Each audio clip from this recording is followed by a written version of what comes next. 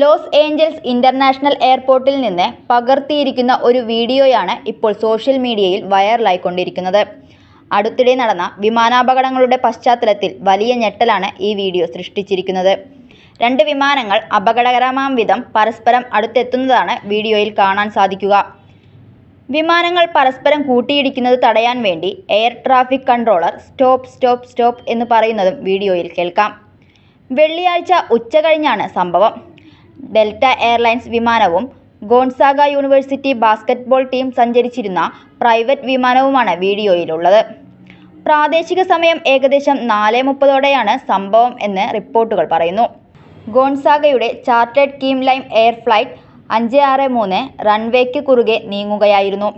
ആ സമയത്താണ് air traffic കൺട്രോളർമാർ നിർത്താൻ പറയുന്നത്. അറ്റ്ലാന്റയിലേക്ക് പോകുന്ന Airbus A321 Delta flight 471 take off ചെയ്യുമ്പോഴാണ് chartered Key Lime Air flight 563 റൺവേയിലേക്ക് നീങ്ങിയത്. സംഭവത്തെക്കുറിച്ച് ഫെഡറൽ ഏവിയേഷൻ അഡ്മിനിസ്ട്രേഷൻ അന്വേഷണം ആരംഭിച്ചിട്ടുണ്ടെന്നും റിപ്പോർട്ടുകൾ പറയുന്നു. എയർ ട്രാഫിക് കൺട്രോളർമാർ ഗോൺസാഗ വിമാനത്തിന് റൺവേയിലേക്ക് ഇറങ്ങാൻ നിർദ്ദേശം നൽകിയതായി അധികൃതർ സ്ഥിരീകരിച്ചു. ജെറ്റ് മുന്നോട്ട് നീങ്ങിയപ്പോഴാണ് ഡെൽറ്റയുടെ വിമാനം അടുത്തെത്തിയത്. അപ്പോൾ തന്നെ കൺട്രോളർമാർ പൈലറ്റിനോട് നിർത്താൻ പറഞ്ഞു എന്നും FAA വക്താവ് പറയുന്നു.